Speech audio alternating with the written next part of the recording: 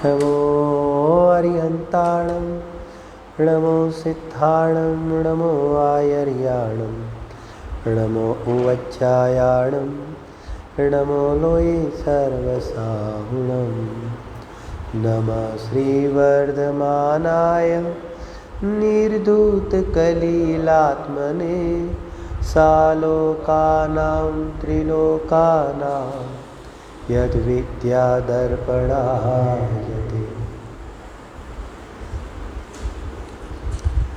आचार्य भगवान समद्भद्र द्वारा रचित रत्नकरण श्रावकाचार ग्रंथ और छठा भावना अधिकार, उसके अंतर्गत 12 भावना, उसके स्वरूप पर यहाँ पर स्वाध्याय चल रहा है। 12 भावना का चिंतन एक तो द्रव्य गुण पर्याय के माध्यम से किस प्रकार कर सकते हैं, आध्यात्मिक दृष्टिकोण से किस प्रकार से कर सकते हैं, और वैराग्य उत्पत्ति के लिए उसका चिंतन किस प्रकार से कर सकते हैं। इस प्रकार से मिश्र शैली के माध्यम से, यथा योग्य 4 अनुयोग के माध्यम से यहाँ पर 12 भावना का स्वरूप की चर्चा यहाँ पर हो रही है। इसके अंदर अब तक हमने देखा अनित्य, असरण, संसार, एकत्व, अन्यत्व, असूचि और आश्रव। तो यहाँ तक यहाँ पर अपना स्वाध्याय हुआ है। पहले ही दिन कहा था कि ये जितनी भी भावनाएं हैं उसका कोई पर्टिकुलर एक ही प्रकार से चिंतन होता है, ऐसा नहीं है। जैसे मूल रूप से ये बात बताई थी कि सामान्य रूप से एक ऐसी शैली का प्रयोग होता है कि अनित्य भावना से लेकर असूचि भावना तक की 6 भावनाएं हैं वो वैराग्य प्रेरक है और बाकी की है वो तत्व प्रेरक है। हम यहाँ पर देखते हैं कि अनित्य आदि 6 भावना वैराग्य प्रेरक भी है और तत्व प्रेरक भी हम विचार कर सकते हैं, और आश्रव आदि बाकी की भी भावना हम अगर तत्व प्रेरक है तो यहाँ पर वैराग्य प्रेरक भी विचार कर सकते हैं। बात ऐसी होती है कि जगत के अंदर जीव जहाँ पर भी खड़ा है उसका उदय देखा जाता है। अनेक प्रकार के जीव और एक एक जीव के अनेक प्रकार के उदय पाए जाते हैं। उस उदय अनुसार उसका उस समय में किस प्रकार का चिंतन बनता है, तो जरूरी नहीं है पर्टिकुलर कोई विवक्षित एक ही चीज़ का चिंतन चले, लेकिन हमारी सोच क्या होनी चाहिए जिससे रागादिक मिटे, इस प्रकार का हमारा चिंतन हो, जिससे कसाई मिटे उस प्रकार का हमारा चिंतन, जिससे भेद विज्ञान को वेग मिले तो क्योंकि उस प्रकार का हमारा चिंतन हो, और सबका एक सार एक पद्धति रूप में बतावे जिससे मैं बंधाऊ नहीं, इस प्रकार का चिंतन। सबसे बढ़िया बात ये है, आप समझे। तो इस प्रकार से अलग अलग दृष्टिकोण से अलग अलग प्रकार के चिंतन यहाँ पर देखे जाते हैं। कल हमने आश्रव तत्व संबंधी की भावना की चर्चा की थी, आश्रव तत्व और आश्रव भावना। तो हमने देखा था कि आश्रव का अर्थ तो हमने ये देखा कि 57 प्रकार के आश्रव, मिथ्यात्व, अविरति, कसाई और योग। तो ये जो मिथ्यात्व, अविरति, कसाई, योग है उसके पेटाभेद हो जाते हैं 57। तो क्योंकि ये 57 प्रकार के आश्रव से उसको क्या हो जाता है, एक एक कर्मों का आना हो जाता है, रुकना हो जाता है, संसार मिलता है सादी भाषा में। तो कहते हैं कि अब यहाँ पर कहते हैं कि जो मुनिराज अथवा तो श्रावक का जीव किस प्रकार से चिंतन करेगा, जबकि उस प्रकार के चिंतन से वो वहाँ से पीछे हटेगा। तो कहते हैं कि उन आश्रवों से इस जीव को कितना नुकसान है, कितना दुख पहुँचता है, उस प्रकार का चिंतन उसको विशेष लाभकारी होता है। अभी चलती लैंग्वेज में और अपेक्षा से मैं बात करता हूँ। मूल लाभ की बात होती है वो तो भेद विज्ञान से ही होती है, लेकिन भेद विज्ञान में ये भाव गर्भित है, क्योंकि जब भेद विज्ञान करते हैं तो आश्रव मेरे से जुदे भी है, दुखदायक भी है, तो साथ में सब चिंतन चलता है कि नहीं। लेकिन यहाँ पर वैराग्य जगाने के लिए, वहाँ से मुंह मोड़ने के लिए, इस अनेक प्रकार से उसके चिंतन में हमने देखा कि वहाँ से भेद विज्ञान तो करते हैं और साथ में किस प्रकार का चिंतन करते हैं कि अनादि काल से आज तक अगर संसार में रूला है तो ये आश्रव की वजह से रूला है। तो इस प्रकार का उससे होने वाले नुकसान, तो क्योंकि उसकी चर्चा हम यहाँ पर देख के आए और अनेक अनेक प्रकार से समय सार की गाथाओं के माध्यम से भी हम आश्रव को असार रूप कैसे समझे, तो क्योंकि हमारी प्रैक्टिकल लाइफ में किस प्रकार का हम मतलब भाव बनावे, उस अपेक्षा से चर्चा की। अब आज बात करेंगे हम संवर भावना की, और टाइम बना तो संवर और निर्जरा भावना की चर्चा करनी है। अभी जरा देखना, संवर और संवर भावना, हमने ये कहा कि एक तो आश्रव तत्व और आश्रव भावना, ठीक इसी तरह से ये कहेंगे कि संवर तत्व और संवर भावना। अब बात ऐसी होती है कि आश्रव भावना में तो किस प्रकार से चिंतन किया था, तो क्या भाई वेद विज्ञान मूलक भी चिंतन किया और उससे नुकसान क्या होता है उस प्रकार से भी चिंतन किया। लेकिन जब संवर भावना के चिंतन की बात आएगी तो आप किस प्रकार से चिंतन करोगे, समझ में आया? बराबर, जैसे आश्रव से भेद विज्ञान करना है, ऐसे संवर से भेद विज्ञान करोगे? थोड़ा सा उपयोग गया आपका, थोड़ा सा ध्यान देने जैसी बात है, बराबर है ना। तो संवर से भेद विज्ञान होता है क्या? देखो बात ऐसी होती है, जैसे आश्रव से तो भेद विज्ञान किया। क्यों भेद विज्ञान किया? क्योंकि आत्मा का लक्षण जुदा है और आश्रव का लक्षण जुदा है, और कल बाकी बहुत चर्चा हो गई। तो इस प्रकार से उसकी जुदाई पने का तो हेतु है, लेकिन यहाँ पर कहते हैं कि संवर में क्या है, एक एक संवर स्वयं भेद विज्ञान है सादी भाषा में, बराबर है कि नहीं? भेद विज्ञान का अधिकार मतलब संवर अधिकार, बराबर ना। संवर मतलब क्या, सादी भाषा में संवर का अर्थ क्या होता है? तो सादी भाषा में एक्चुअली तो देखा जावे संवर, निर्जरा और मोक्ष, हकीकत में ये तीनों शब्द है ना वो नास्तिपरक है। संवर मतलब रुकना, निर्जरा मतलब खीरना, और मोक्ष मतलब संपूर्ण खीर जाना, अभाव हो जाना मोह का। तो इस प्रकार से वो तो नास्तिपरक शब्द है। अब यहाँ पर अस्थि से भी समझने के लिए बात करेंगे। तो जैसे संवर मतलब क्या, तो संवर का अर्थ होता है, यहाँ पर कर्मों की ओर से बात करेंगे तो क्या कहेंगे, उसमें भी नास्ति से बात आएगी। कैसे बात आएगी? रुकना, तो कहे भाई किसका रुकना, तो कहेगा भाई कर्मों का आना रुकना, उसको संवर कहने में आता है, बराबर है। और अस्थि से बात करेंगे तो अपने परिणाम से बात करेंगे, तो यहाँ पर क्या कहेंगे, शुद्धि की उत्पत्ति, उसको क्या कहते हैं, एक एक उसको यहाँ पर संवर कहते हैं, बराबर है। संवर किसका कारण है, अगर एक शब्द में बोलना हो तो संवर किसका कारण है, पंडित टोडरमल जी ने बताया है। पंडित टोडरमल जी कहते हैं संवर थता सुख थाई छे। इतना सुंदर, अत्यंत, इतनी लिटि में कितना सार कह दिया, संवर तथा सुख थाई छे।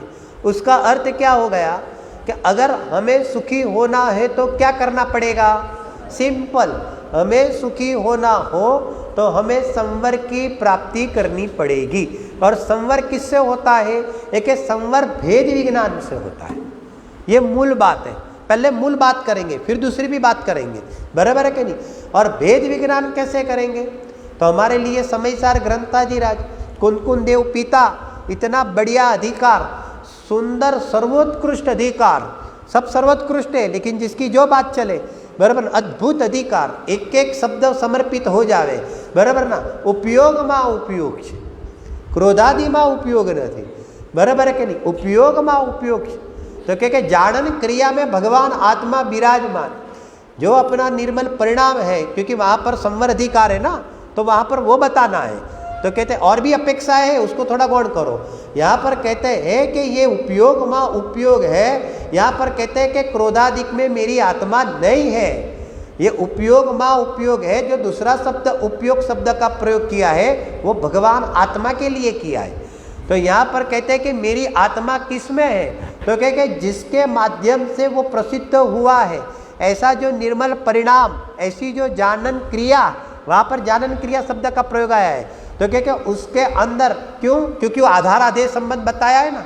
मुझे वो गाथा में ज़्यादा नहीं जाना है, क्योंकि हमें संवर भावना चलानी है। लेकिन थोड़ा सा साथ में उसका टेस्ट ले लेते हैं, बराबर है कि नहीं।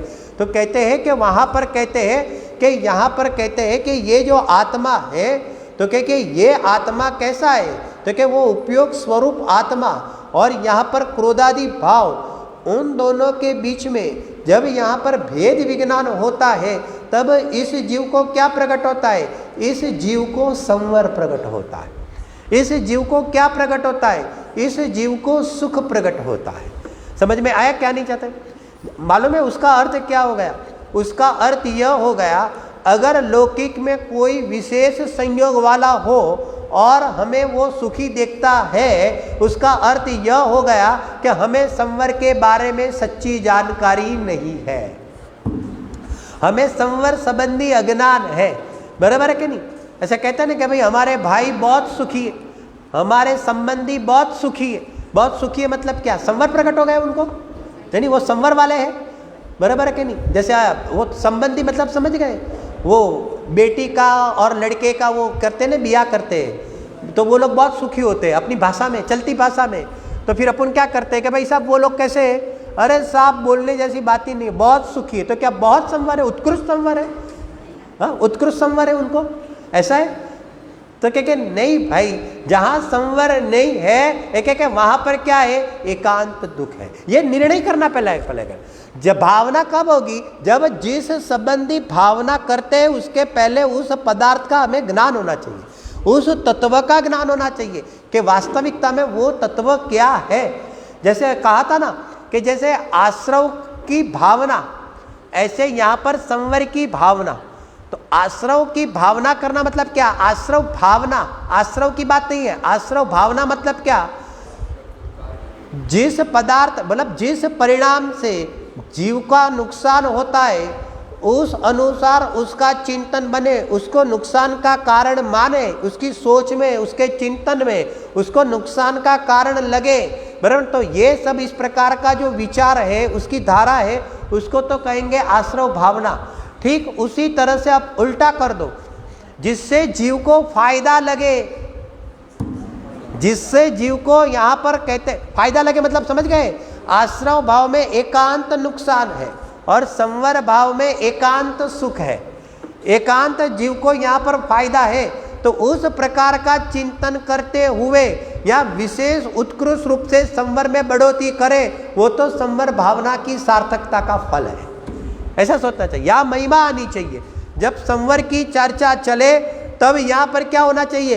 एक आत्मा की महिमा आनी चाहिए, मार्ग की महिमा आनी चाहिए, वितराग परिणति की महिमा आनी चाहिए। मैं ज्ञान प्रदान शैली से बात करता हूँ। पूरे के पूरे ये मोक्ष मार्ग की, मोक्ष दशा की, अरे उसको धारण करने वाले पंच परमेष्टि की महिमा आनी चाहिए। ये थोड़े विचार लंबावे, हम थोड़े लंबावे इस प्रकार से। ये संवर की भावना है ना, बराबर है कि नहीं? तो संवर, मुझे जिसके जैसा बनना है, बराबर, तो उसका जब मैं विचार करता हूँ, बराबर, तो ये सब क्या आएगा? यहाँ पर महिमा आती है। तो वो जिसका मैं विचार करता हूँ तो वो व्यक्ति का थोड़ी विचार है, उसके गुणों का विचार है। तो वो गुण क्या है? वो आत्माश्रित गुण है, वो वितराग परिणति है, वो रत्नत्रय है। मुझे इससे महिमा आनी चाहिए। क्यों इससे महिमा आनी चाहिए? क्योंकि वो दुख मिटाने का उपाय है, उसका मुझे ज्ञान होना चाहिए। इस प्रकार का ये सोच बनता है।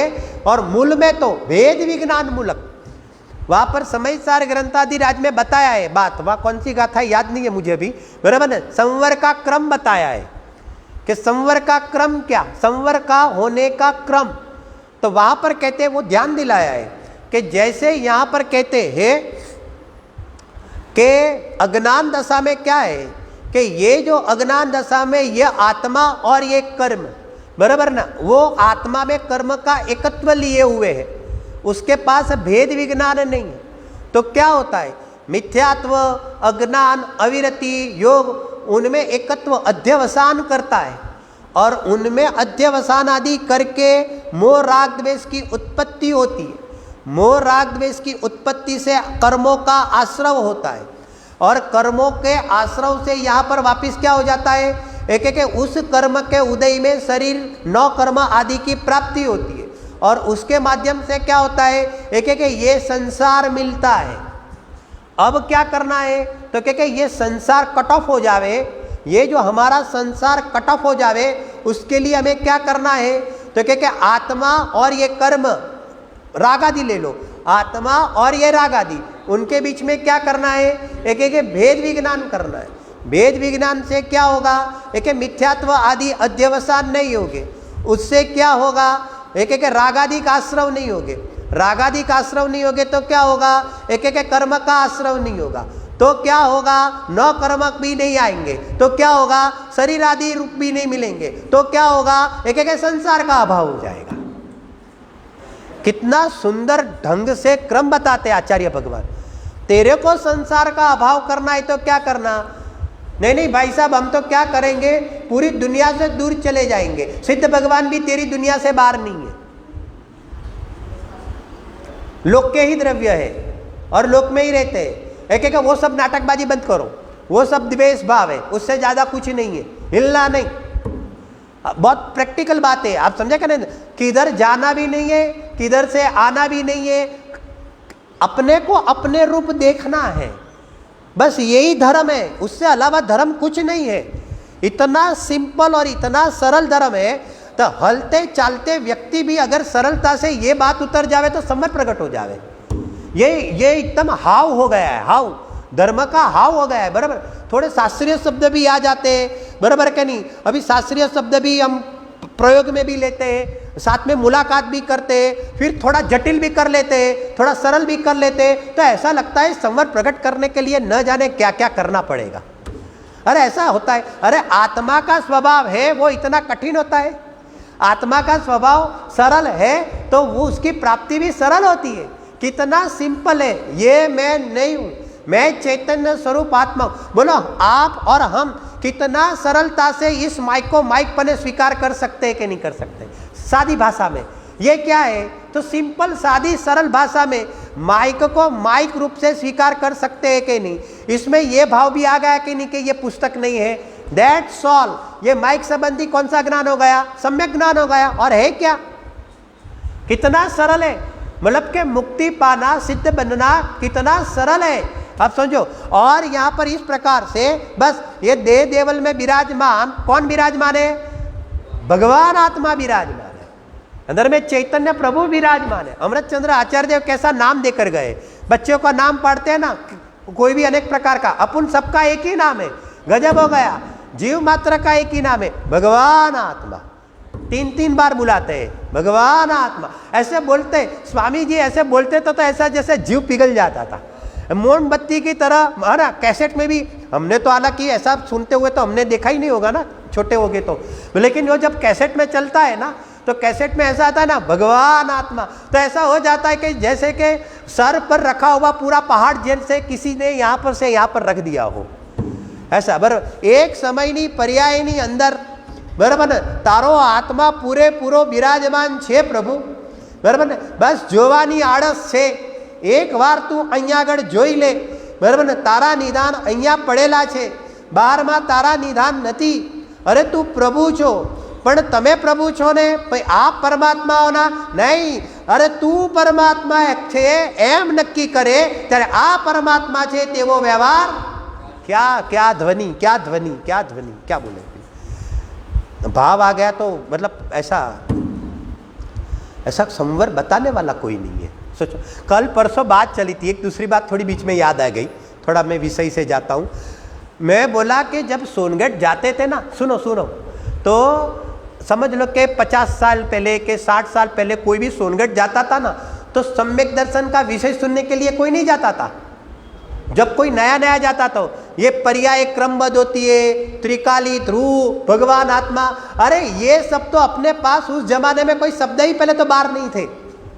वहां तो उस समय में इसलिए ही जाती थी कि भाई साहब ये गाड़ी बिना पेट्रोल की क्यों चलती है, कैसे चलती है, लोग तो वो देखने जाते थे। ये बिना बाइक की रोटी कैसे बन सकती है, आप समझे क्या कहना चाहते हैं। एक्चुअली तो खाली उनको देखने के लिए जाते थे, वो तत्व सुनना है, गरज होकर ये मतलब ये स्वाध्याय कर, वो कोई उस समय में, अरे ऐसा कोई माहौल ही नहीं था शुरू में तो।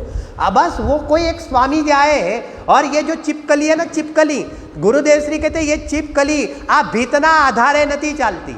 समझ गए? ये भीत के आधार से छिपकली नहीं चलती है। केम? કારણ કે छिपकली અને આ ભીત વચ્ચે અહીંયા આગળ કે છે કે અહીંયા આગળ કયો છે? એ કે અહીંયા આગળ અત્યંત ભાવ છે। ख्याल है कि नहीं? अभी कैसे कहने का मतलब, अभी इस प्रकार से ये कहते क्या है, सिर्फ ये सुनने के लिए, बराबर ना, वहां पर लोग पहुंचे, सिर्फ देखने के लिए पहुंचे थे। ये सम्यक दर्शन का विषय और उसका आश्रय से संवर प्रकट होवे, बराबर, त्रिकाली ध्रुव सम्यक दर्शन का विषय, पर्याय एक समय बाद एक, क्रमबद्धता, ये सब तो बाद में। अब बाद में मतलब कब? फिर वहां पर बैठे और फिर वहां पर टगर टगर टगर टगर, यहाँ पर लोग देखते कहते क्या है, ये स्वामी जी बोलते क्या है, बराबर, समझाणु काय, बस ये समझ में आवे, बाकी कुछ समझ में नहीं आवे। ऐसा चलता था कि नहीं? लेकिन लोगों की पात्रता थी, अंदर में लोगों की होनार थी, काल पक गया था। हकीकत में तो ऐसा है कि जगत के जीवों का काल पक गया। तो जगत के जीवों का काल पक गया तो एक बात आई, तो कौन सा काल पका मालूम है? हकार आने का काल पक गया था। थोड़ा समझ में आवे, ज्यादा समझ में आवे, हकीकत में वो इंपॉर्टेंस नहीं है। बात जो है उसमें हकार आना चाहिए, लॉजिकली हकार आना चाहिए, ऐसे ही हकार नहीं, लॉजिकली तर्क युक्ति से नहीं, ये बात बराबर बैठती है। भाई कैसे रोटी बना सकती है? फिर लॉजिक आता है, अगर रोटी बना सके तो एक सरखी रोटी बननी चाहिए। अभी ये लॉजिक, बराबर ना? कोई तो फूलती है, आपका फुलका फूलता है, कोई तो ऐसी बेचारी बैठी रहती है रोटी, बराबर है कि नहीं? तो इस प्रकार से ये अलग अलग क्यों होती है? क्योंकि हर एक की अपनी अपनी उपादानगत योग्यता है। फिर जीव सोचता है ना, सोचता है तो कितना प्रमोद आता है मालूम है? जन्म के बाद पहली बार जगत के जीवों ने प्रमोद हासिल किया होगा स्वामी जी की वाणी सुनकर। ये एकदम फैक्ट है, अतिशयोक्ति नहीं है, ये बिल्कुल फैक्ट है। ऐसा लगा कि कुछ अब सुना, जब सुना तब ऐसा लगा कि अब कान मिले, कान का विकास तो अब हुआ, मन का विकास तो अब हुआ, ज्ञान का विकास तो अब हुआ, तब लगा। यहां पर कहने का मतलब तत्व की बात थी ना, और अंदर में जो रस आता है ना, वो पूर्व के संस्कार होते हैं कि वो सुना और यहाँ पर वापिस ऐसे निमित्त बन जाते हैं। तो अंदर में नहीं, बात तो आज साची है, मार्ग तो एक ज छे, आत्माना आश्रय અહીંયા આગળ धर्म थाय, बीजा कोई रागना आश्रय धर्म ना थाय। कहने का मतलब ऐसी बातें, बराबर ना? इसका जो महिमा आना ना, हकीकत में वो भी संवर का महिमा है भाई, वो संवर का महिमा है। इस प्रकार से चिंतन करना, ये भी एक चिंतन का प्रकार आ गया, बराबर। संवर भावना में जीव चिंतन क्या करे जिससे उसके पैर उठे, ऐसा लगना चाहिए। अरे सम्यक दर्शन होने पर क्या हो जाता है? बस यहाँ पर सम्यक दर्शन हुआ तो बस यहाँ पर क्या हो गया? बस अल्प काल में क्या हो गया? अरे ये वेदी है ना, वेदी कितने भगवान है, एक हमारा भी यहाँ पर नंबर लग जाएगा। देखो तो सही, कॉन्फिडेंस आना चाहिए जीव को, अपने तत्व ज्ञान ऊपर कॉन्फिडेंस आना चाहिए, बराबर है। इस प्रकार से ये द्रव्यानुयोग से चिंतन हुआ, भेद विज्ञान मूलक चिंतन, वो द्रव्यानुयोग से इस प्रकार से चिंतन करते हुए संवर्ग देखा जाता है। अभी आगे देखो, अभी अलग अलग प्रकार से चिंतन देखो शास्त्र के अंदर और यहाँ पर भी, बराबर, यहाँ पर भी संवर्ग के प्रकार बताए। अभी थोड़ी वापिस स्टडी करते हैं, जरा समझना। कल देखा था हमने कि ये जो आश्रव के कितने भेद देखे थे हमने? हाँ, 57 देखे थे, बराबर है। अच्छा, संवर के कितने भेद हैं?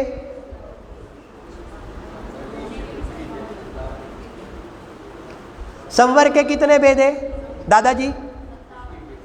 हाँ, बराबर है ना, वो भी 57 है, 57 है। लेकिन वो 57 किस प्रकार से गिनेंगे? उसके 57 कैसे आएंगे? ये तो मिथ्यात्व, अविरति, कसाय और योग, बराबर है। उनको रोकने के कारण, सादी भाषा में, बराबर है, ये आश्रव है और उनके रोकने के कारण भी तत्वार सूत्र ग्रंथादिराज ने बताए, बराबर है ना। तो उसके अंदर क्या बात आएंगी, बराबर है क्या नहीं? तो तत्वार सूत्र के अंदर उसके कारण की चर्चा बताई, संवर के कारणों की चर्चा बताई। यहाँ पर भी प्रवचन में एक आध बार मैं बोल चुका हूँ, बराबर है ना। देखो, सगुप्ति, समिति, धर्म, अनुप्रेक्षा, परिसहजयी और चारित्र, सिंपल, बराबर है। गुप्ति, समिति, धर्म, अनुप्रेक्षा, परिसहजयी और चारित्र। गुप्ति के कितने प्रकार हैं? पहले ज्ञान में भर लो, बाद में बात करते हैं, पहले थोड़ा सा इसको स्टडी में लो, बराबर है कि नहीं? गुप्ति एक 3 प्रकार की है, हमको मालूम है, बराबर है। समिति कितने प्रकार की है? समिति 5 प्रकार की। गुप्ति, समिति, धर्म कितने प्रकार के बताए? चलते विषय में 10 प्रकार के, अभी इसके भेद प्रभेद की बात है, बराबर ना। फिर क्या होता है, अनुप्रेक्षा कितनी प्रकार की बताई, देखिए 12 प्रकार की बताई। परिसहजय कितने प्रकार के बताए, तो क्या 22 प्रकार के परिसहजय बताए, बराबर। और चारित्र कितने प्रकार का बताया, एक 5 प्रकार का बताया, सामायिक, छेदोपस्थापना, परिहार, विशुद्धि, सूक्ष्म सांप्राय, यथाख्यात, बराबर। तो इस प्रकार के 5 प्रकार के चारित्र, अभी इन सब की जोड़ करो तो बराबर ना, तो 57 हो जाएगी, आप गिन लेना। तो ये 57, उसके माध्यम से क्या होता है, एक साथ में और भी ध्यान दिला देते हैं। सूत्र के अंदर च शब्द यूज किया है, मतलब कि वो संवर का भी कारण है और निर्जरा का भी कारण है।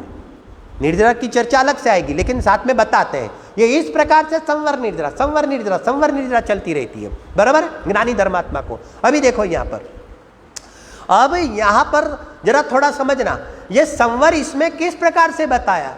बात तो हमें ऐसा हो कि भाई ये समिति में संवर कैसा, ये मुनिराज 10 धर्म का पालन करते हैं, बराबर के, तो उसमें संवर कैसा, ये कर्मों का आना कैसे रुक गया।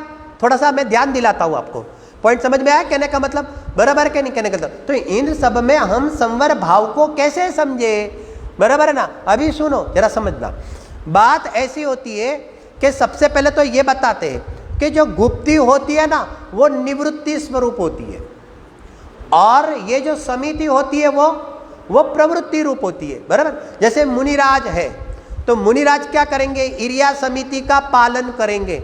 अभी प्रश्न यह है कि इरिया समिति का जो विकल्प है वो आश्रव है कि वो संवर है। अगर आश्रव है तो यहां पर संवर के कारणों में उसकी चर्चा क्यों की है। थोड़ा लॉजिक समझ में आया क्या कहना चाहते हैं, कहने का मतलब, बराबर। देखो आप समझो, पहले मैं थोड़ा आपको दूसरा भी ध्यान दिलाना चाहता हूं। हम क्या समझते मालूम है, एक सामान्य कथन द्रव्यान योग में और अध्यात्म शैली में वो चलेगा ना कि भाई शुद्ध उपयोग, तो शुद्ध उपयोग। मेरा प्रश्न यह है कि शुद्ध उपयोग में संवर होता है और शुभ उपयोग के काल में क्या होता है।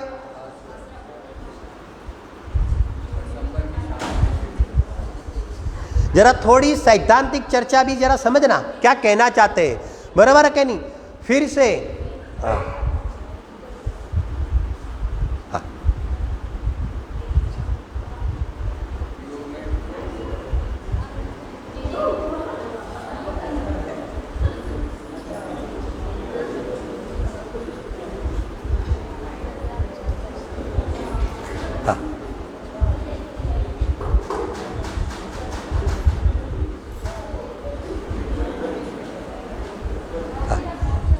कोई बात।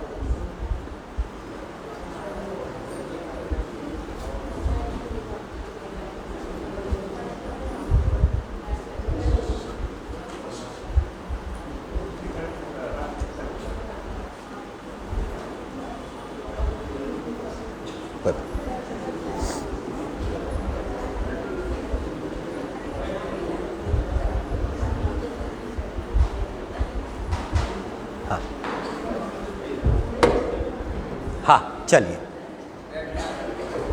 अब अपनी बात जो चल रही थी वो इस प्रकार से चल रही थी कि उमा स्वामी आचार्य भगवान ने यहाँ पर जब 9वें अधिकार में, क्योंकि वो स्वयं 9वां अधिकार संवर और निर्जरा का अधिकार है, थोड़ा टेक्निकली समझने जैसा विषय है, जरा समझना। तो बात ऐसी है कि जैसे मुनिराज को 6ठे गुण स्थान में क्या देखा जाएगा, तो कि समितियों का पालन भी देखा जाएगा, सीधी बात है, बराबर कि नहीं। यथा योग्य जो भी विकल्प है, महाव्रत के परिणाम है वगैरह देखा जाएगा। अब महाव्रत के परिणाम को तो आश्रव तत्व में लिया, समझ में भी आया, बराबर है कि नहीं, विकल्प रूप है, शुभ विकल्प रूप है। अब बात ऐसी है कि ये समितियों को आचार्य देव ने यहाँ पर कहते हैं कि संवर के कारणों में भी चर्चा की। तो अब क्यों ऐसा क्यों किया है, जरा थोड़ा समझना। जैसे समिति है, धर्म भी है, बराबर के नहीं, तो एक बाजू ऐसा भी कथन मिलेगा, जरा समझना, कि जो निश्चय समिति है हकीकत में उससे संवर होता है, बराबर के नहीं। और जो व्यवहार विकल्प रूप है तो वो तो व्यवहार ही है, विकल्प रूपी है, कहने का मतलब व्यवहार रूपी ऐसा नहीं, विकल्प रूप है, तो विकल्प रूप है इसलिए आश्रव है। तो एक समाधान तो ऐसा हो जाएगा, लेकिन फिर भी इसके अंदर अपन और देखते हैं, जरा समझना, और देखते हैं। और कैसे देखेंगे कि जैसे कि बात ऐसी होती है के ज्ञानी धर्मात्मा को, जरा थोड़ा उपयोग सूक्ष्म करना, ज्ञानी धर्मात्मा को साधक दशा में ऐसा नहीं होता है कि जैसे सदुपयोग है तो उस काल में तो उनको संवर है और जब उपयोग बाहर है तो अकेला आश्रव है, ऐसा नहीं होता है। तो यहाँ पर तो कहते हैं कि पंडित टोडरमल जी कहते हैं ना, साधक दशा में मिश्र भाव હોય છે। तो मिश्र भाव मतलब क्या, आश्रव बम और ये संवर निद्रा, तो ये कि चारों एक साथ चलते हैं साधक दशा के अंदर।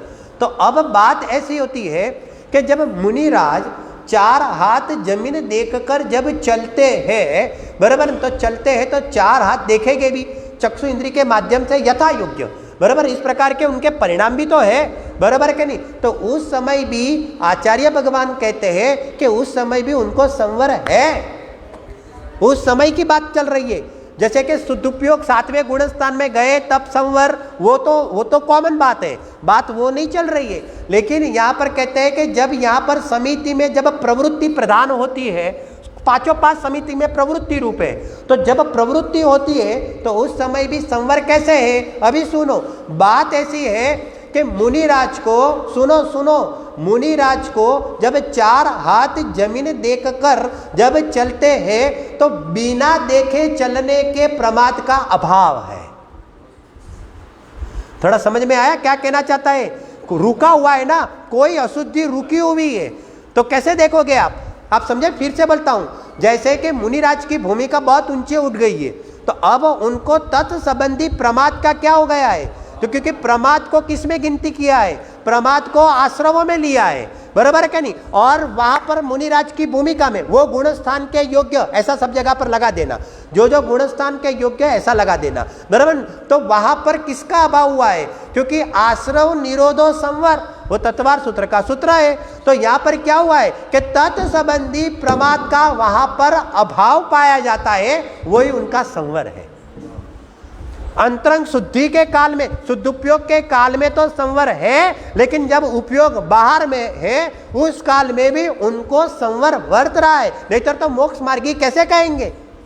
संवर निजरा के बलबूते पर ही तो मोक्ष मार्गी है। पॉइंट समझ में आया कि नहीं कहने का मतलब। कुछ भी हो, जैसे मान लो कि शोध के आहार लेते हैं, तो शोधन करके आहार लेते हैं तो बिना शोध के आहार लेने के प्रमाद का अभाव है। ऐसे हर प्रकार की समितियों में इस प्रकार से गिनना, जहां जहां जो भी देखते हैं चलते हैं। देखो एक बात सुनो, बात ऐसी होती है कि एक चरणानुयोग की शैली को समझना थोड़ी डिफिकल्ट है। थोड़ा क्या कहना इसको, चरणानुयोग सरल नहीं है, द्रव्यानुयोग बहुत सरल है, लेकिन चरणानुयोग के मर्म को समझना बहुत कठिन है। मैं तो ये कहना चाहूंगा, क्यों, इसका कारण क्या है मालूम है। चरणानुयोग बात करेगा क्रिया की, लेकिन चरणानुयोग को भी बताना क्या है, अंदर की वितरागता। मुनिराज देख कर चलते हैं तो यहां पर भी क्या बताना है, बिना देख के चलने के प्रमाद का अभाव है, उस संबंधी राग का अभाव है। तो उतना राग घटा वही उनकी वितरागता, वही उनकी शुद्धि, ऐसे समझो आप, बराबर। अभी चरणानुयोग कैसे कथन करेगा, इतना लंबा चौड़ा कथन नहीं करता है, बराबर। तो चरणानुयोग तो क्रिया सापेक्ष कथन करेगा।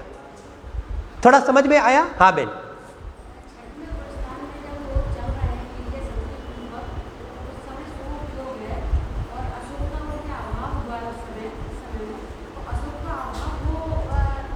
हाँ, क्योंकि प्रमाद का अभाव हुआ ना, हम उसको प्रमाद के परिणाम है, वो अशुद्ध वाले परिणाम है, बराबर। तो उस संबंधी प्रमाद का क्या हो गया, उनको अभाव है। जैसे कि यही उदाहरण मैं दूसरा में देता हूं, जैसे हम देख के ही चलते हैं, बिल्कुल प्योर देख के चलते हैं, और एक भी जीव हमारे से घात नहीं होता है निमित्त के रूप में भी, बराबर है कि नहीं। उसके बावजूद भी यहां पर क्या चालू है, सारे के सारे प्रमाद का दोष हमें चालू है, हमें सबका दोष लगता है, क्योंकि मूल में पहले मिथ्यात्व है ना, मिथ्यात्व, अविरति, प्रमाद, कसाय और योग, तो ये क्रम से जाएगा।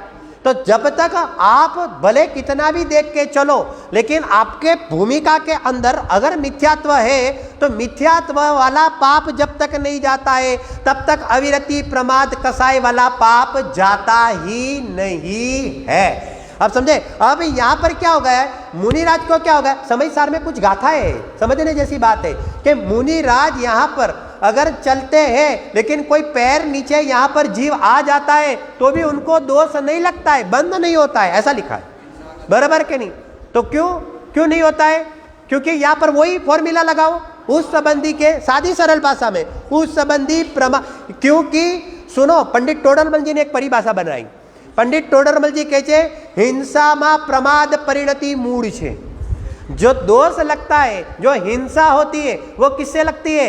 एक प्रमाद से लगती है, और उस संबंधी प्रमाद का अभाव होने से उनको दोष लगता नहीं है, बराबर है कि नहीं? और दूसरी बात, वो जो बात चली थी मूल, तो कहते हैं कि शुद्धोपयोग में तो संवर, लेकिन ज्ञानी धर्मात्मा को शुभोपयोग के काल में भी संवर और निर्जरा चालू है और चालू है। इस प्रकार से बात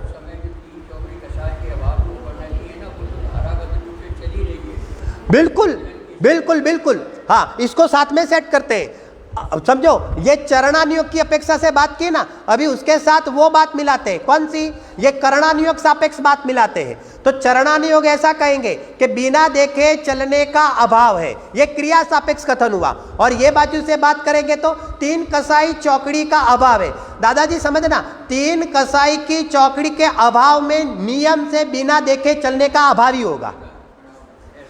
या चाहे ये बाजू से बात करो, अगर ये बाजू से बात करते हो तो वो चरणानुयोग का कथन हो जाता है, और ये बाजू से बात करते हो तो करणानुयोग की सापेक्षता से कथन हो जाता है।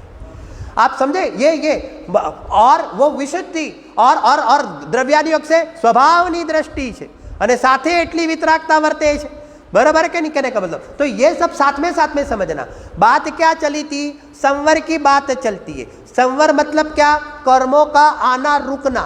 तो यहाँ पर कहते हैं कि उसका चिंतन करने के पहले उसका ज्ञान करते हैं। तो ज्ञान में ये जानते हैं कि यह जीव यहाँ पर उत्कृष्ट संवर प्रकट करेगा, तो यहाँ पर क्या क्या आता है, मार्ग में संवरों की क्या क्या भूमिका है, किस प्रकार की उसकी एक व्यवस्था होती है, यहाँ पर वो बताया है। यहाँ रत्नाकरण शाकाचार में भी ठीक इसी तरह से बताते जाते हैं। मतलब ये नाम दिए गुप्ती समिति के माध्यम से बताया है, बराबर ना? अभी जैसे चलो ये थोड़ा सैंपल बताते हैं, आप फिर घर पे इसकी स्टडी करना और खुद सोचना कि कैसे इसके बारे में सोचा जाए। 10 धर्म के बारे में क्या सोचोगे? 10 धर्म के बारे में, क्योंकि मुझे तो एक ही पता चलता है, संवर का कारण लिखा है तो वहां कुछ ना कुछ सेटिंग वाला मामला होना चाहिए। पॉइंट समझ में आया? इस प्रकार से सोचो। उत्तम क्षमा में क्रोध का अभाव, उत्तम, बराबर के नहीं? मार्दव में मान का अभाव, बराबर के नहीं? आर्जव में माया का अभाव, सोच में लोभ का अभाव, बराबर के नहीं? सत्य धर्म में असत्य का अभाव, संयम धर्म में असंयम का अभाव, लगाते जाओ। तो उन संबंधी परिणामों का यहाँ पर क्या चल रहा है? उन संबंधी परिणामों का उतना अभाव है, इतनी अशुद्धि की हानि हुई है, तो तत्संबंधी उतनी शुद्धि वहां पर देखी जाती है। और वो जो शुद्धि है, वो संवर है, वो आगे जाकर वो संवर निद्रा का और संवर निद्रा मोक्ष का कारण कहने में आता है। कैसा चिंतन करेगा? अरे मुनि भगवंत भी चिंतन करते, अरे ये धन्य है ये उत्तम क्षमा, अरे आज किसी को यहाँ पर क्षमा कर दिया तो मेरी आत्मा कितना निर्भर हो गई। अरे ये निर्भर पने का कारण क्या है? ये निर्भर पने का कारण तो ये संवर ही तो था, तो संवर के कारण में निर्भर हूँ। क्यों? क्योंकि यहाँ पर क्षमा जब तक नहीं किया था तब तक इतना बोझ था, कुछ शल्य था, लेकिन जब ये निकल जाया तो यहाँ पर आत्मा कैसा यहाँ पर महसूस कर रहा है? एक यहाँ पर शांत निराकुल आनंद स्वरूप अपने को महसूस कर रहा है। तो इस प्रकार से उत्कृष्ट अपेक्षा से संवर भावना योग्य है। इस प्रकार का चिंतन चलता है। ये एक एग्जाम्पल दिया 210 के अंदर। अभी 10 लक्षण पर्व आएगा ना, तो इस प्रकार से बैठे बैठे कोने में करेंगे क्या? अरे बैठे बैठे इस प्रकार का हमें चिंतन बनाना पड़ेगा। और 10 लक्षण पर्व में ही बनाना ऐसा नहीं होता है। संवर उस टाइम पर नहीं होगा, मतलब उस टाइम पर ही होता है ऐसा नहीं होगा। भेद विज्ञान परिणाम कितने सॉफ्ट आ जाता है, इतने सॉफ्ट परिणाम में फाट करके यहाँ पर उपयोग स्वभाव सन्मुख हो जाता है। ये स्वभाव सन्मुख पहले का भी किस प्रकार का चिंतन होता है, आश्रव भावना के चिंतन से भी उपयोग सॉफ्ट होता है। गजब हो गया, बहुत सुंदर व्यवस्था। आश्रव भावना के चिंतन से भी उपयोग सॉफ्ट होता है और संवर भावना के चिंतन से भी उपयोग सॉफ्ट आता है। देखो तो सही कहने का मतलब क्या गजब की बात है। समझ में आया किस प्रकार से सोचना चाहिए। ऐसे 10 धर्म के बारे में विचारे और आगे चले।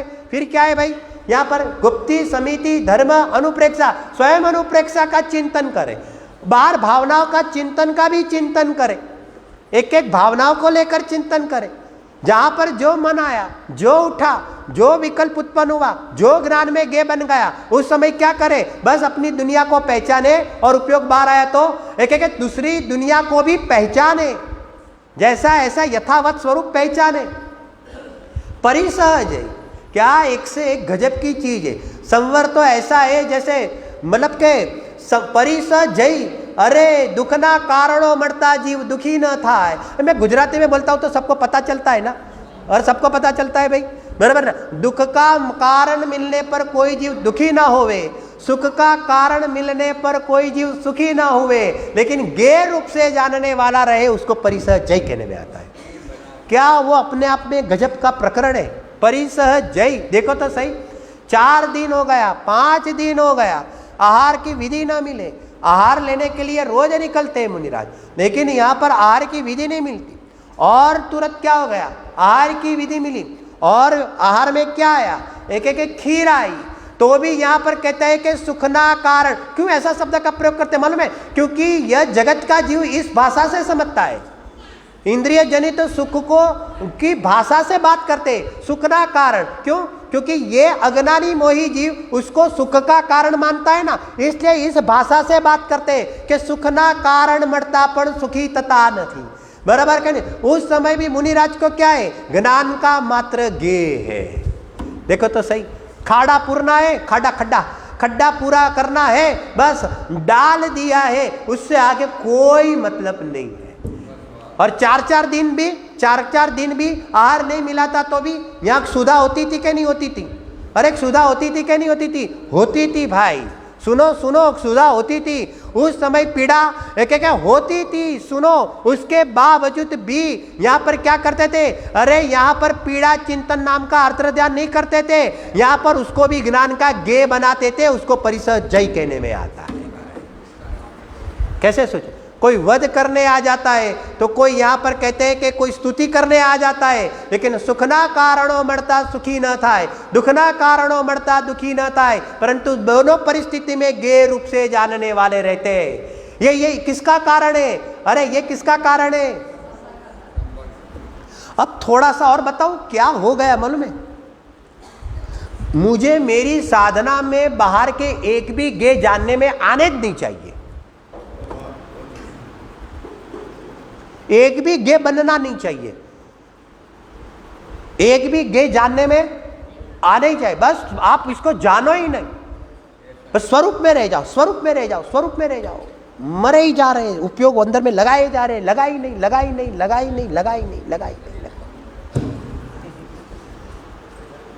पर द्रव्य को सुनो, मैं पर द्रव्यों में अगर मेरे ज्ञान में गे बन जाते हैं, इसलिए वो मेरी अनुभूति में बाधक है। प्रथम भूमि ऐसा नहीं है, पर द्रव्य का रस चुड़ा हुआ है वो मेरी अनुभूति में बाधक है। इसका अर्थ मैं बिल्कुल यह नहीं करना चाहता हूं जहां तहां उपयोग लगा दो और अनुभूति कर लो, ये बिल्कुल कहने का आशय नहीं है। वो तो बहुत यहां पर मुझे कोई विशेष बात बताने की आवश्यकता नहीं है, लेकिन कहने का भाव क्या है, जो हमारा फोकस जाना चाहिए, जो हमारा ध्यान जाना चाहिए। आप पर द्रव्य का रस तोड़ो, पर को अपना न मानो, पर में सुख बुद्धि न लगाओ, परमा कर्तृत्व न करो, स्वभाव रूप अपने को देखो, वो सम्यक दर्शन और अनुभूति का कारण है। पद्धति ये होती है भाई। देखो एक दूसरी बात बताते हैं और याद आ गया, इसके साथ मैचिंग करते हैं। मुनिराज होते हैं, मुनिराज देखो सुनना जरा, मुनिराज होते हैं बराबर, पहले गृहस्थ दशा के अंदर अपनी पत्नी के साथ भी रहते थे, पुत्र के भी साथ रहते थे, सबके साथ रहते, और रोज रोज गर्म रोटियां भी आती थी और वो भोजन भी करते थे। अब यहाँ पर वैराग्य जगह जिनेश्वरी दीक्षा अंगीकार कर ली और यहाँ पर ऐसा हुआ कि वो ही नगर में यहाँ पर मुनि बन गए, बराबर है कहने का मतलब। अब मुझे ये बताओ, अब वो मुनिराज को आहार देने के लिए उसकी गृहस्थ दशा की वो पत्नी भी बोलो आ सकती है कि नहीं आ सकती है, मुझे ये बताओ। अब मुनिराज उसको भी ज्ञान का गे बनाएंगे कि नहीं बनाएंगे, मुझे वो बताओ आप। नहीं, लेकिन नहीं बनना चाहिए, अगर बन गया तो आश्रव होगा, ऐसा है, ऐसा है, ऐसा है। नहीं नहीं भाई, इसको मना करो, और भले कोई या नगर वाले सब आवे, लेकिन मेहरबानी करके मेरे सामने मत लाओ, उसको मेरे ज्ञान का गे मत बनने दो। क्यों क्यों क्यों, क्या हो जाएगा भाई, क्या हो जाएगा, क्या हो जाएगा? ऐसी क्या व्यवस्था है, ऐसी व्यवस्था है। आप, मैंने एक पॉइंट बताया, उस पर पूरा समझ लेना मैं क्या कहना चाहता हूं। ऐसी व्यवस्था नहीं है। अरे गृहस्थ दशा के अंदर वही पत्नी ज्ञान का गे बनती थी, लेकिन साथ में राग सहित ज्ञान का गे बनती थी, इसलिए वहां पर आश्रय होता था।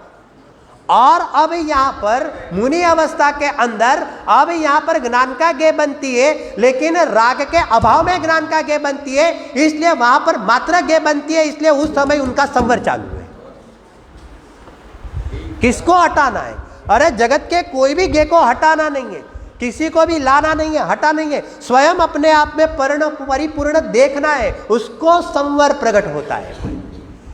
बहुत एक्सरसाइज कर ली, वो शब्दों की एक्सरसाइज इतनी होती है, इतनी होती है, इतनी होती है। शब्दों में नहीं उलझना है, मूल भाव को पकड़ना है कि क्या कहना चाहता है मुनि राज को। संवर का कारण क्या? बस मेरे लिए तो वो रिसर्च का मामला होना चाहिए, वो विशुद्धि, राग नहीं है ना। मुनिराज पूरी दुनिया को देखते हैं, फिर भी राग नहीं है तो संवर निद्रा ही होती है। और तू किसी को भी बनाने नहीं जाता है, बनता नहीं, ऐसा नहीं होता है। ज्ञान थोड़ी कोरा कोरा रहेगा, गेयाकार तो बनता ही रहेगा, स्वभाव है तो, बराबर है क्या नहीं? लेकिन तू कितना भी बुद्धिपूर्वक यहाँ से यहाँ से यहाँ से यहाँ से हटा, यहाँ से हटा, यहाँ से, अरे तू राग छोड़, अपने आप उपयोग फ्री हो जाएगा ना, तो वो उपयोग अपने आप फ्री हो जाएगा, तो स्वभाव सन्मुख आए बिना रहेगा नहीं। एक कलश आता है, अभी समय सार का कलश भी साथ में याद आता है, वो भी याद आता है, ये भी आता है, ये भी आता है। जब भावक भाव से वेद विज्ञान कर दिया और जब गे भाव से वेद विज्ञान कर दिया, बराबर, तो फिर उपयोग को अन्य जगह पर रमाने की आवश्यकता ही नहीं है। फिर वो उपयोग कहाँ चला जाएगा? समझ में आया कहने का मतलब? फिर वो उपयोग कहाँ चला जाएगा? तो क्या स्थातानुष्ठान कयु छे? एक स्थाता का एक ही स्थान है, अपना चैतन्य स्वभावी भगवान आत्मा, बराबर है कि नहीं करना?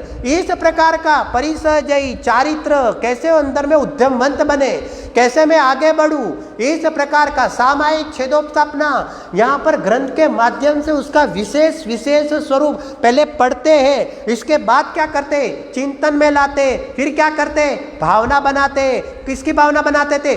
उस पर चलने की भावना बनाते हैं। इसको कहते हैं संवर भावना के अंतर्गत ये गुप्ती समिति धर्मानुप्रेक्षा परिसहजयी चारित्र्य का चिंतन कैसे करेंगे? ख्याल है कि नहीं?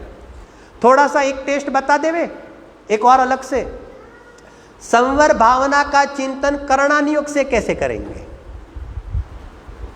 करणानियोग से संवर भावना का चिंतन कैसे चलेगा? देखो, हम भी सोचते बराबर है कि नहीं कहने का मतलब, किस किस प्रकार से मुनिराज कितने अनेक अनेक प्रकार से क्या परिणामों की विशुद्धि आती है, किस प्रकार से कौन सा टॉपिक क्या होता है मालूम है? अध्ययन करने से ये फायदा है कि कौन सा टॉपिक हमारे चिंतन में कब उदित हो जाता है और हमारे परिणामों में विशुद्धि आ जाती है। अभी देखो, थोड़ा सा बताते हैं। अब जब करणानियोग से चिंतन करते हैं तो सबसे पहले उसका ज्ञान होना आवश्यक है। तो उसके ज्ञान में क्या होता है? बोलो, यहां पर संवर कहां पर प्रकट होता है? जैसे अपन चलती भाषा में बात करें, बराबर के नहीं, तो चौथे गुण स्थान में कितनी प्रकृति का संवर हुआ? अभी चिंतन करेंगे कि नहीं, सोचेंगे कि नहीं कहने का मतलब? पहले गुण स्थान में उसकी बंध विच्छित्ति कितनी हो जाती है? तो के 16, और दूसरे गुण स्थान में 25, बराबर। तो 41 प्रकृति का यहां पर क्या हो गया? एक 41 प्रकृति का संवर हो गया। थोड़ा सा विशेष अभ्यास होता है ना, तो उसका चिंतन करने का भी एक निराला एक आनंद आता है। 41 प्रकृति कौन सी है, यहाँ पर ज्ञान में यहाँ पर लगावे, और फिर यहाँ पर संवर का फायदा देके तब तो जाकर महिमा आएगी। ये पॉइंट बताते हैं, आप समझे क्या मतलब? अरे धन्य है वो संवर, अरे मिथ्यात्व छूटा तो मिथ्यात्व के साथ नरक भी छूटा, मिथ्यात्व के साथ नरक छूटा तो 1 इंद्री 2 इंद्री 3 इंद्री 4 इंद्री भी छूटा। मिथ्यात्व से यहाँ पर कहता है कि ये 7 बनने वाली नपुंसक वेद भी छूटी। अरे संवर से तो फायदा ही फायदा है। ऐसे सोचे, मतलब मिथ्यात्व जाने के साथ इन प्रकृतियों के उदय में जीव की जो हालत होती है, जीव की जो दशा होती है, उनके निमित्त से जीव यहाँ पर कहते हैं कि दुख होता है, तो यहाँ पर संवर हुआ मतलब क्या हुआ कि इन 41 प्रकृतियों से यहाँ पर उसके उदय के निमित्त में जो दुख होता है वो क्या हो गया, एक एक यहाँ पर शांत हो गया। कैसे सोचेंगे? चौथे गुण स्थान में 10 प्रकृति है, बराबर है क्या नहीं? उसके अंदर प्रधान ये अप्रत्याख्यान गया, अप्रत्याख्यान आवरण, अरे ये असंयम के परिणाम, ऐसे ऐसे ज्ञान में घटित करो। मुनिराज बैसे है और यहाँ पर चिंतन करते। चौथे में अप्रत्याख्यान आवरण, पांचवे के अंदर एक एक या 4 प्रकृति का संवर और हुआ, तो प्रत्याख्यान आवरण यहाँ पर गया। ऐसे ऐसे देखो, जाते हुए देखो, अरे उन कर्म प्रकृतियों को ज्ञान में गे बनाकर जाते हुए देखो, उनके निमित्त से होने वाले दुख को भी जाते हुए देखो। छठवें गुण स्थान के अंदर 6 प्रकृति, ये शोक भी गई, ये अरति का परिणाम भी गया, ये असाता वेदनी भी गया। यहाँ पर असाता वेदनी गया मतलब वो प्रकृति बंधानी रुक गई, इतना यहाँ पर संवर हो गया, उसको जाते हुए देखो। 7वें गुण स्थान में यहाँ पर एक देवायु भी समाप्त हो गई, समाप्त हो गई मतलब बंधानी अटक गई। 8वें गुण स्थान में 36 प्रकृतियों का लौट, ओहो अति सुंदरम, क्यों? यहाँ पर सारे शरीर संबंधी प्रकृति यहाँ पर अटक गई। देखो संसार कैसे अटकता जाता है, ऐसे देखोगे तो पता चलेगा कैसे ऐसे आत्मा का पुरुषार्थ दिखता है। जैसे जैसे कर्म की प्रकृति अटकी, उसका अंदर से जवाब आएगा कि ये देखो आत्मा अंदर में कैसे उछल रहा है, अपने आनंद में कैसे केली कर रहा है, तो यहाँ पर कैसी कैसी प्रकृति यहाँ पर अटक रही है। मनुष्य वाली तो चौथे में अटक गई थी, ये वैक्रियक वाली तेजस है और ये कार्मण, ये सब 8वें में अटक गई, और आगे 9वें में यहाँ पर क्या हो गया, तो ये पुरुष वेद भी अटक गया, और यहाँ पर एक संजवलन क्रोध मान माया लो 5 प्रकृति अटक गई। 10वें में क्या हो गया, अति सुंदर पाप प्रकृति का यहाँ पर समस्त प्रकार से अटक गया। क्यों? क्योंकि यहाँ पर ज्ञानावरण भी अटक गई। यहाँ पर क्या हो गया, अंतराई भी अटक गई। देखो अंतराई अटक गई, आगे अनंत वीर्य उछड़ने वाला है, इसलिए यहाँ पर वो भी बंधना क्या हो गया। इस प्रकार से साथ में चिंतन करो।